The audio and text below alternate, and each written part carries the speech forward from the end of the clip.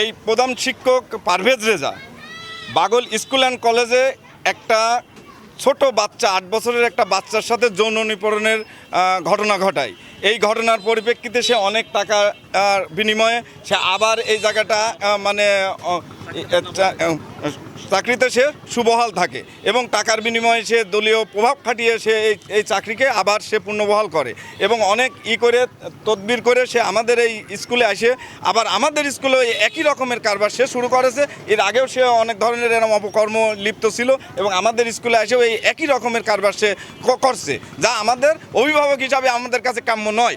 তাই আমরা চাচ্ছি যে এমত অবস্থায় যে তদন্তটা চলছে, এই তদন্তর সাপেক্ষে অতি দ্রুত, যত দ্রুত সম্ভব আমাদের এই স্কুল থেকে এই শিক্ষককে অপসারণ করা হবে, তত দ্রুতই আমাদের জন্য মঙ্গল হবে। তাই আমি বড় বড় স্যারের কাছে এবং আমাদের যেসব এরা আছে তদন্ত সাপেক্ষে, তারা যে তদন্ত করছে, এই তদন্ত সাপেক্ষে যাতে সঠিক তদন্ত হয় এবং সঠিক যাতে কাজ হয়, এটাই আমরা আশা করছি। যেদিন থেকে এই পারভেজ রেজা নামক শিক্ষক নামের কলঙ্ক এই ব্যক্তি এই অফিসে যোগদান করে, সেদিন থেকে সে বিদ্যালয়টাকে নিজের ব্যক্তিগত অফিস কিংবা বাড়ি বানায় ফেলছে এবং বিদ্যালয়ের যত বরাদ্দকৃত টাকা সে এবং তার তদানীন্তনকালে যে কমিটির যারা সদস্য ছিল তারা টাকাগুলোর অপব্যয় করছে এবং অপব্যয় সহ এই অনিয়ম দুর্নীতি যেগুলো করছে তার বিরুদ্ধে অভিযোগগুলো যেন সঠিকভাবে প্রশাসনের দৃষ্টি আকর্ষণ করছি।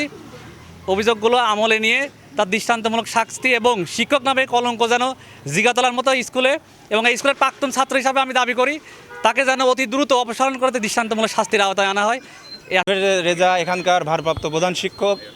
ইনি বিগত সরকারের আমলে 16 বছরে স্কুলে অনেক অত্যাচার এবং এইসব শিক্ষকদের উপর অনেক জুলুম করছে।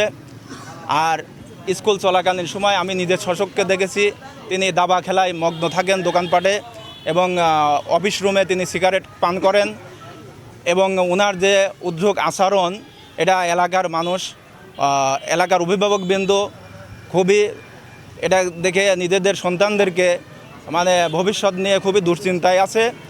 কারণ স্কুলে লেখাপড়ার পরিবেশ মোটেও ভালো না, এখানে রেজাল্ট ভালো হচ্ছে না। আমরা যে টাইমে লেখাপড়া করেছি আমাদের প্রাইভেট পড়া লাগে নাই, আমাদের শিক্ষকরাই আমাদেরকে যা স্কুলে শিখাইছেন আমাদের বাড়তি কোনো প্রাইভেট পড়া লাগে নাই। আর এখন স্কুলে কোনো ক্লাসে লেখাপড়া ভালো হয় না, কারণ এরা মনোযোগী নাই।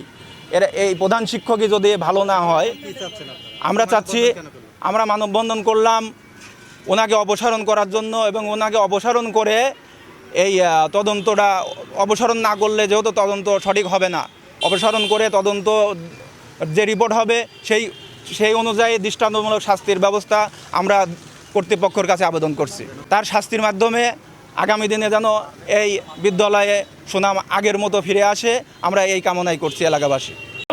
এবং কোমলমতি শিশুদের মেধা বিকাশের সুযোগ দান করুন। প্রধান শিক্ষক পারভেজ রেজার বিরুদ্ধে আনিত অভিযোগগুলি এই ব্যানারে আমি সচক্ষে দেখতে পেলাম। এছাড়াও 2006 সালে যখন বাগল স্কুল অ্যান্ড কলেজে সে তখন প্রাইমারি সেকশনে চাকরি করে, তখনও সে একটা অফেন্সিভ কাজ কারবার করেছিল।